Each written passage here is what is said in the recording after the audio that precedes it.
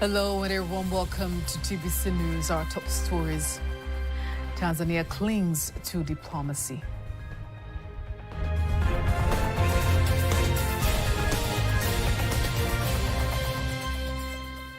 In 2023, we continued to experience the devastating impacts of unilateralism. Tanzania and Poland set for deeper ties.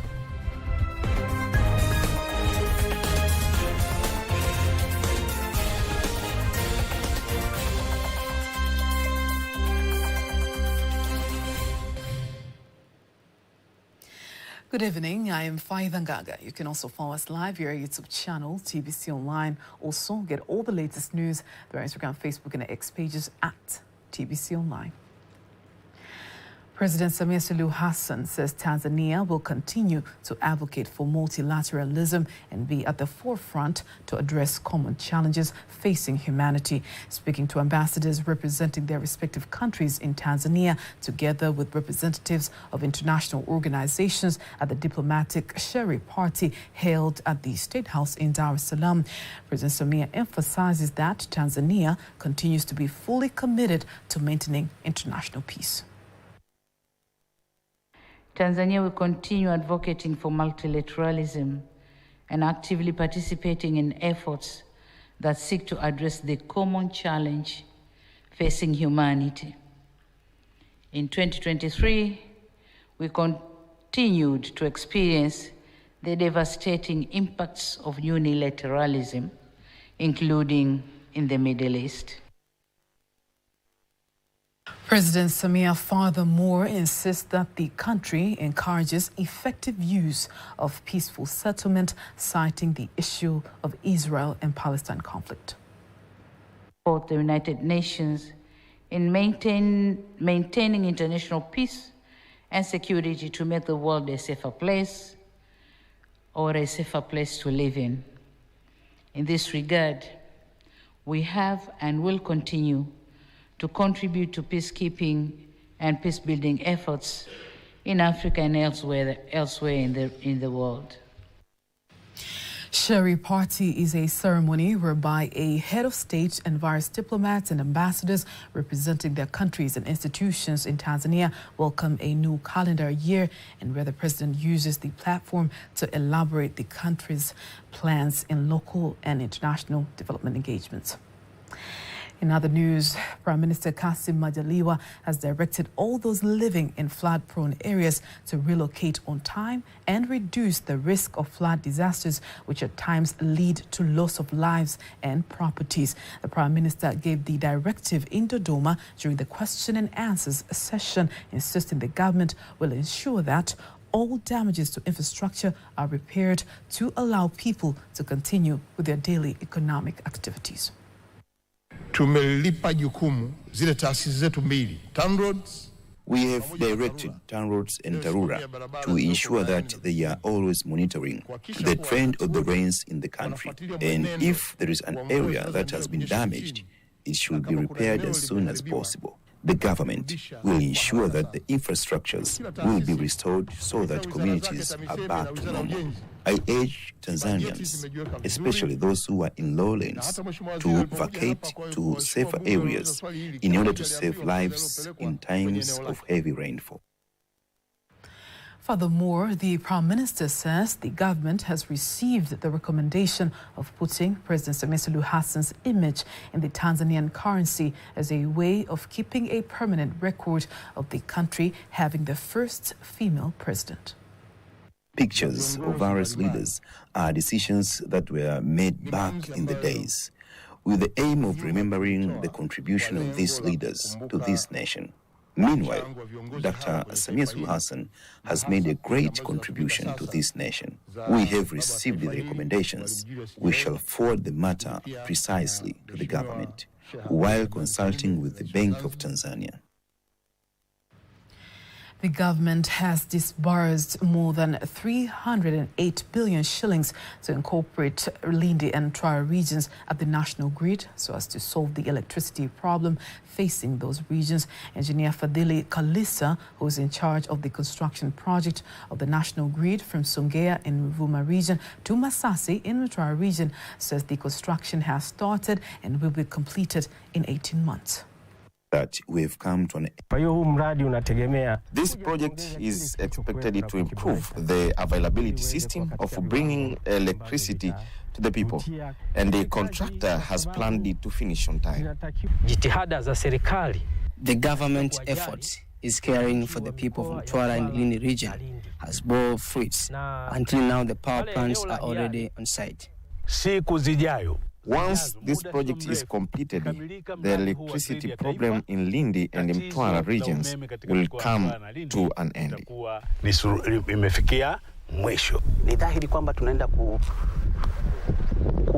It is clear that Lindi and Twara never got stable electricity, but by entering the national grid, it is clear that we have come to an end of power cuts.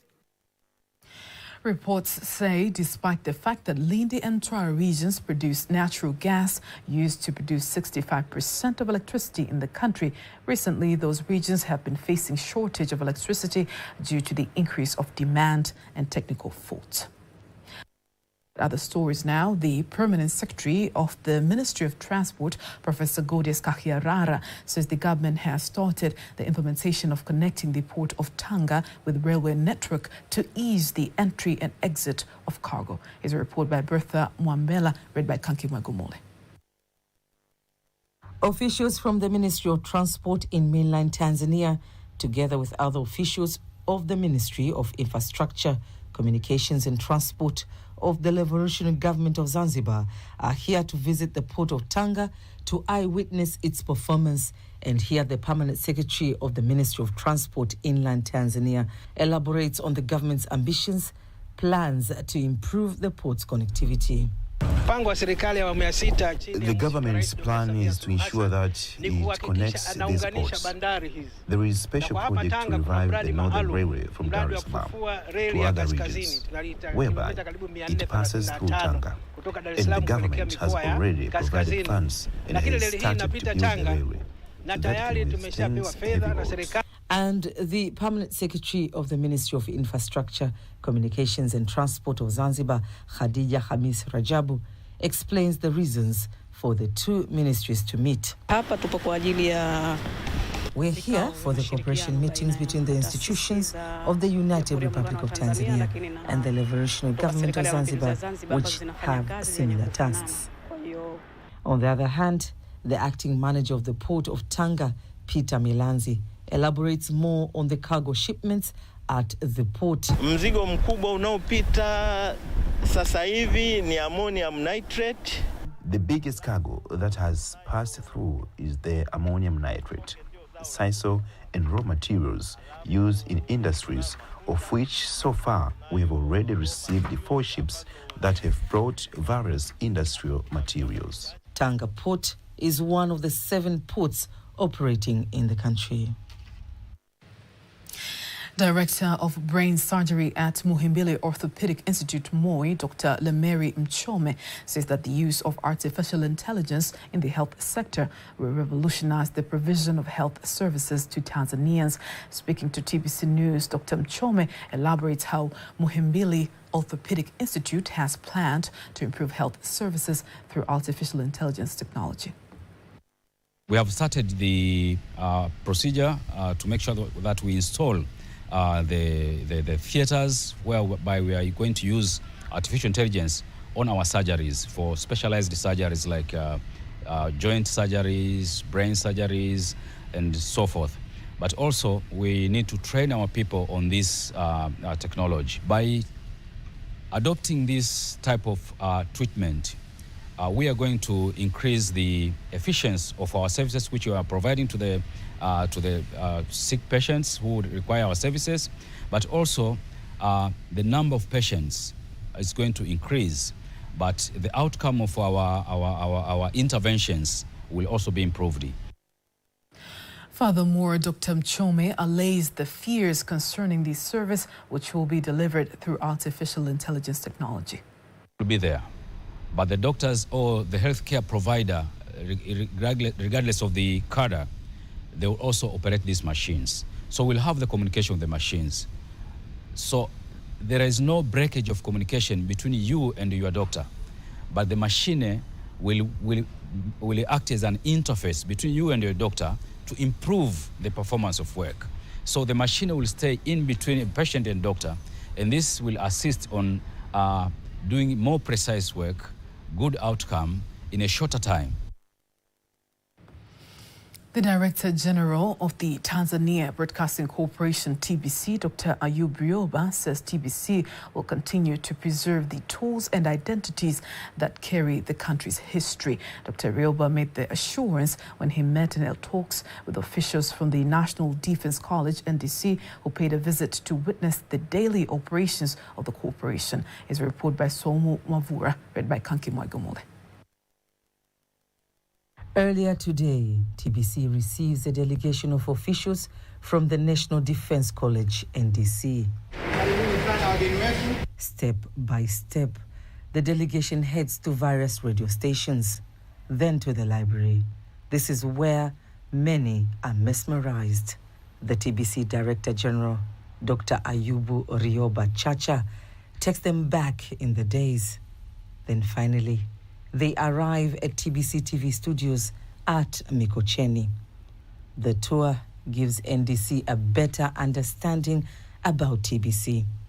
The delegation includes religious leaders, politicians, and civil society leaders.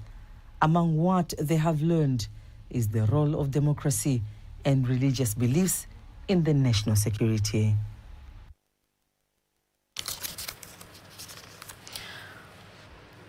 President of Poland, Andrzej Duda, is expected to arrive in the country tonight for a two-day state visit, which aims at boosting bilateral cooperation between the two states in political, economic, and military areas. Upon arrival at the Julius Nyerere International Airport, the Polish leader is expected to be received by the Minister of Foreign Affairs and East African Cooperation, January Makamba. Tomorrow, President Samia Suluhu Hassan will host President Duda at the State House in Dar es Salaam, where the two leaders, accompanied by their respective delegations, will discuss on bilateral cooperation between Tanzania and Poland and how to improve them. Now, to get more insight, we are joined live by Ambassador Mindikasia, Director of Government Communications Unit, Ministry of Foreign Affairs.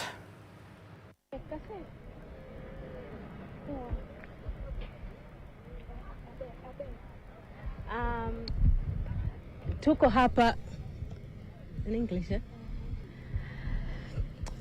we're here at the Dar es Salaam International Airport, Julius Nyerere International Airport, waiting for our visitor. The President of Poland is arriving in a few hours from now, and it really signifies the historical relations that our two countries do share.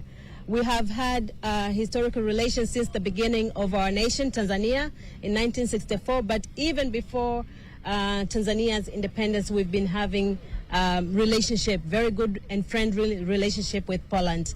But of keen interest today, under the sixth-phase government of President Dr. Samia Suluhu Hassan, we are witnessing a high-level visit of the President of Poland for the first time in Tanzania.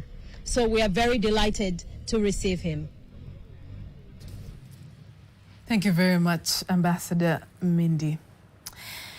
Moving on, the representative of the Regional Commissioner's Office, Dr. Gunini Kamba, says that the government will continue to support youth by empowering them economically. He made their remarks during the opening of Kijana Nahodha project, which involves competition of innovative ideas from 5 organizations in Dar es Salaam. Peter Mganga has more.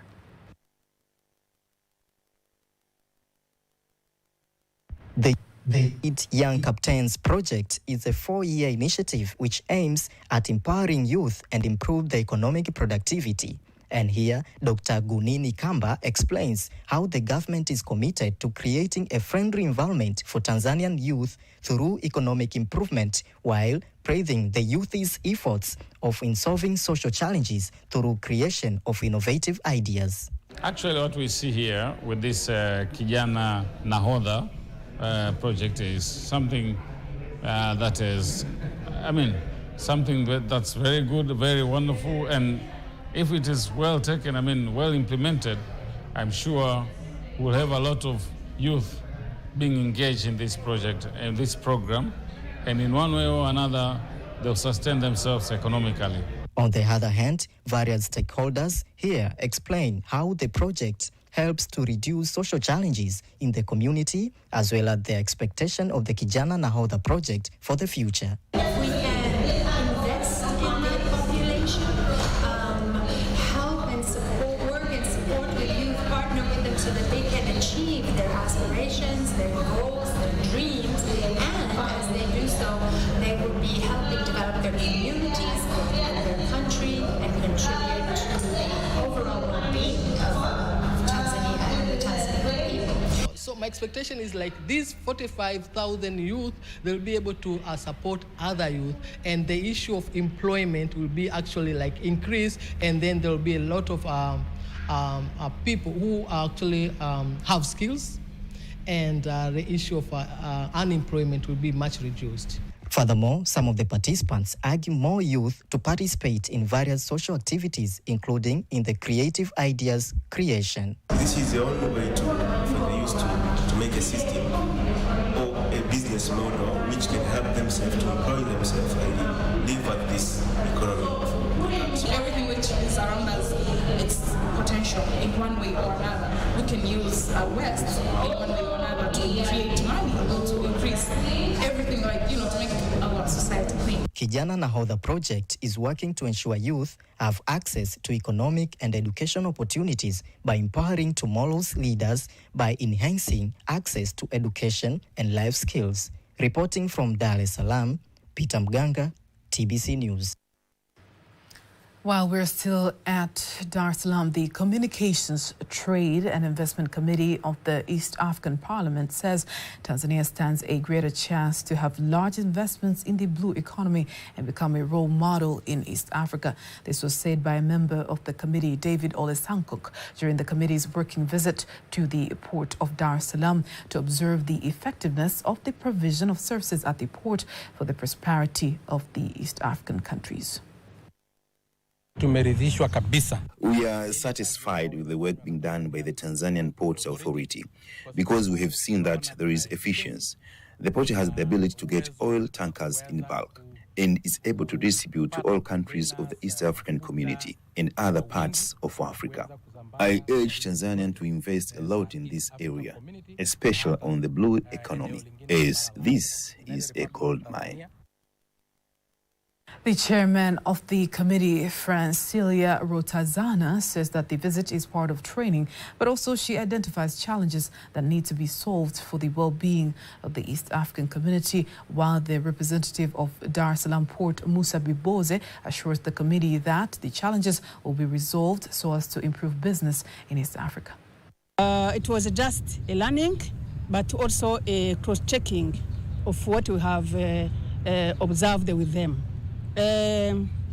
Observations are the port of Tanzania is doing very well and is serving very well the community. Customs officers we met was satisfied by what they are doing. Despite some challenges, we have interacted with the operators to see how it can be improved. Among them is the delay in discharging goods from the customs. The port continues to save large ships. Through port's improvements, we have prepared an outside area for the reception of all types cargo to make it easier for our port not to have cargo congestion inside, as customers will be able to receive their cargo directly outside without experiencing any inconvenience inside. Now, before we wind up local news, let's take a look at today's exchange rates according to the Bank of Tanzania, BOT.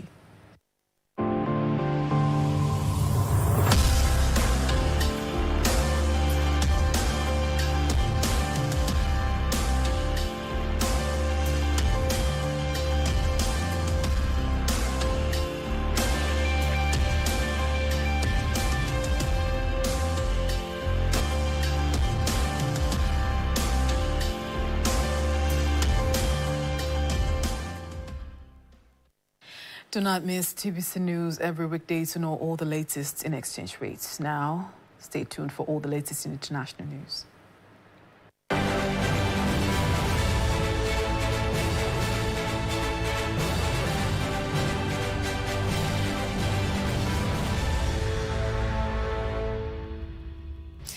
And here's international news as compiled and read by Nyambona Masamba. Thousands of people are fleeing heavy fighting in Democratic Republic of Congo, DRC. Government forces are battling rebels from M23 group. Army commanders say they have regained control of the strategic and important town of Sake. Civilians are escaping the city of Goma, the capital of North Kivu province. A South African peacekeeper patrols the city of Sake and Goma in the East Democratic Republic of Congo. Is a part of South African regional mission supporting Congolese soldiers to protect North Kivu capital Goma from advancing M23 rebels. Thousands of people have been forced to leave villages around Sake during the heavy fighting. Government soldiers and UN peacekeepers have been struggling to contain M23 rebels since late 2021 when the army group started rebellion. Tunisia's Coast Guard have recovered the bodies of 13 Sudanese nationals. A recovery operation followed the sinking of a boat with 42 people on board, which left Saxon on Wednesday. The town in Tunisia, East Coast, we've seen a wave of migrants trying to cross the Mediterranean to reach Europe. To West Africa, members of ECOWAS Economic Unit of West African countries are meeting in Nigeria's capital Abuja in an effort to boost unity and support for the West African Regional Organization. The talks were convened after Burkina Faso, Niger, and Mali announced plans last month to leave the organization. All three ruled by military leaders who seized power in recent coups. The post-parliamentary election in Senegal is also on the agenda. To Australia, the Prime Minister of Papua New Guinea has described neighboring Australia as a primary partner. His message was delivered in a unique address to the Australian Parliament following a signing of a security pact in December. Since then, China has proposed a similar pact as Beijing increases its military and economic influence in the Pacific region. To East Asia, polls have closed in Pakistan. It has been a day of violence. 9 police officers were killed in an attack in Khyber Pakhtunkhwa and Balochistan provinces. Dozens of people were killed on both places on Wednesday in separate incidents. The government temporarily suspended mobile phones and internet services, stating for security reasons. Amnesty International said the shutdown on election day was an attack on freedom of expression and is calling for communication services to be urgently reinstated. The United States says an airstrike in Iraq has killed one high-ranking member for the armed group Abu Bakr al-Assad linking to Iran. 4 explosions were reported in the Safa district of Baghdad. At least 3 people were killed when a car exploded. That was international news. Now let's go back to the Julius Nyerere International Airport and let's hear more from the Ambassador Mindikasia, who is the Director of Government Communication Unit, Ministry of Foreign Affairs. And she's going to basically give us the significance of President Duda's visit and how what is expected to do during the visit, and also how Tanzania is positioned to benefit from the visit. Ambassador Mindy. Thank you so much, Faizia. It's very significant, and for us in Tanzania, it's a very important occasion. As you recall, Poland has been the first country to recognize the independence Tanganyika by then, now what is known as Tanzania, in 1961. And we officially started our bilateral relations in 1962. So it's been a relationship that has lasted and endured for many, many years. But today, what we can say, it's a sector that is benefit a lot from this bilateral relations, is of course agriculture, but also health sector, whereby just in the region of Dar es Salaam, they have invested about $1.1 million US. This is for taking care of emergency services in the region of Dar es Salaam. So from training health workers, health officials, and also equipment that can support emergency services for dwellers and city dwellers of the city of Dar es Salaam. That is a big enough investment from a country such as Poland that we have had significant historical relations with. But also when it comes to tourism right now is number 3. Poland bring in visitors that are Polish from Poland to Tanzania. And if you look at the numbers, just by this year alone, Poland has got to number 3 in terms of numbers of tourists that are visiting our country from Poland. So what we can say, the significance of this visit to our economy, of course, is enormous, but also they'll get a chance to, our two leaders will get a chance to at least highlight other areas that we have not been doing very well, such as trade between our two countries. So we are hoping that after the visit, we'll have to see trade booming between our two countries, and I think the balance of trade will be realized by the end of the visit. Thank you. Thank you very much, Ambassador Mindi. That was Ambassador Mindi, the Director of Government Communication Unit, Ministry of Foreign Affairs. Now let's go to the sports news.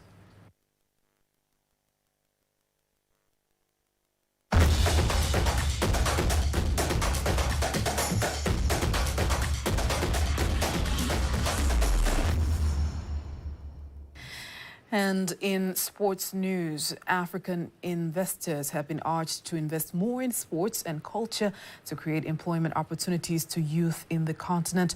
Speaking to Tbcnews in Dar es Salaam, some of the participants in the 7th African Social Summit said sports and culture have more opportunities and can employ more youth to boost the African economy. This is my first time in Tanzania and I love it. The food, the dances, oh my God, very fun. It does translate to the African culture, yes it does. Tanzania is a wonderful place, beautiful music and beautiful cultural dances. I'm very excited to be here. We'll definitely be happy to share this with our brothers and sisters back home. I know the videos are being taken by my colleagues, so we'll be happy to post it. Wonderful dances. The 7th African Social Summit held in Tanzania, hosted by the Association of Tanzania Employers for the first time, discussed many issues, including investing in artificial intelligence as one of the key factors to develop the African economy. Sports news, Tanzanian artists have been urged to maximize on the local and international exhibitions so as to promote their artworks and reach international markets. Is a report prepared by Malio Cheto, read to you by Kanki Mwagumole. Business is the practice of making one's living or making money by producing or buying and selling products. Tanzanian artists say Ghana Expo 2024 has been of help in promoting their work to the international markets. We appreciate them because they purchase our goods due to high quality, which is not found in the country, and the imported goods are not of high standards as compared to what we have here in Tanzania.